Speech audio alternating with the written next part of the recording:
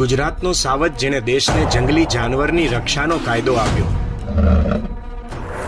શિકારની પરંપરામાં ઉછરેલો રાજવી યુવાન જેણે આઈએએસ ઓફિસર બનવાનું નક્કી કર્યું. દેશના જંગલ અને જંગલી જાનવરનો રખેવાળ મહારાજ કુમાર રણજીતસિંહ ઝાલા. નમસ્કાર ગુજરાત. આજે વાત કરવી છે સૌરાષ્ટ્રની વાંકાનેરની ધરતીના પુત્ર શૂરવીર રાજવી ભારત સરકારના પૂર્વ આઈએએસ ઓફિસર મહારાજ કુમાર રણજીતસિંહ ઝાલાની. 19 ફેબ્રુઆરી 1938 વાંકાનેરના રાજ પરિવારમાં જન્મ થાય છે રણજીતસિંહ ઝાલાનો. દીપડા અને કાળિયાર જેવા અનેક જંગલી પશુ પંખીની દુનિયા નિહાળતા તેઓ મોટા થાય છે. વાંકાનેર રાજ પરિવારના જંગલો અને પ્રાઇવેટ એસ્ટેટ રણજીતસિંહ ઝાલા માટે વન્ય જીવનની તાલીમ માટેનું કેન્દ્ર બની જાય છે. દાદા અમરસિંહજી અને પિતા પ્રતાપસિંહજીનું ફોરેસ્ટ અને વાઇલ્ડ એનિમલ્સ અંગેનું નોલેજ તેમને વારસામાં મળે છે. વર્ષ 1944ની વાત છે. નાના બાળ રણજીતસિંહને તેમના માતા પિતા એકવાર મધ્યપ્રદેશના મંડલા જિલ્લામાં લઈ જાય છે. અહીં રણજીતસિંહના મામા મહારાજ નાગેન્દ્રસિંહ બ્રિટિશ શાસનમાં આઈસીએસ ઓફિસર હતા. નાના રણજીતસિંહને મામાના ઘરે સૂતા મૂકીને તેમના માતા પિતા કાન્હા નેશનલ પાર્કની મુલાકાતે જતા રહે છે.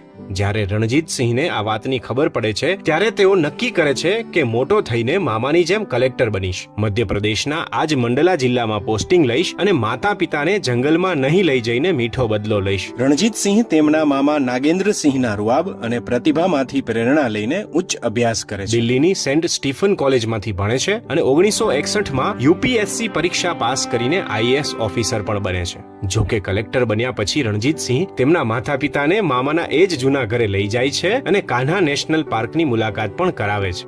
ભારતમાં સૌથી વધુ જંગલ વિસ્તાર ધરાવતું રાજ્ય મધ્યપ્રદેશ છે. એને કારણે રણજીતસિંહ આઈએએસ કેડરમાં સિલેક્ટ થયા પછી પોસ્ટિંગ માટે મધ્યપ્રદેશ રાજ્ય પસંદ કરે છે. રણજીતસિંહને સૌથી પહેલા ધાર જિલ્લામાં પોસ્ટિંગ આપવામાં આવે છે. અહીં 3 વર્ષથી દુકાળ હતો. હજારો લોકો દુકાળ રાહતની કામગીરીમાં મજૂરી કરીને રોજી રોટી કમાતા હતા અને અનાજની તંગી વચ્ચે ગુજારો કરતા હતા. ધારની બાજુના જિલ્લા ઉજ્જૈનમાં કલેક્ટર તરીકે બાપુના મિત્ર મહેશ બુચ કાર્યરત હતા. આ દુઃખદ પરિસ્થિતિ વચ્ચે એક સુખદ અને રસપ્રદ ઘટના બને છે. રણજીતસિંહે હજુ નવા લગ્ન કર્યા હતા. એક પ્રસંગે કલેક્ટર મહેશ બુચ રણજીતસિંહ બાપુને મેરેજ ગિફ્ટ તરીકે શું આપું એવો પ્રશ્ન પૂછે છે. ત્યારે બાપુ કહે છે કે 2 ટ્રક ભરીને ચોખા મારા ધાર જિલ્લામાં મોકલાવો. એક કલેક્ટર બીજા કલેક્ટરને મેરેજ ગિફ્ટ તરીકે ચોખાના ટ્રક મોકલાવે એવો આ પહેલો પ્રસંગ હોય છે.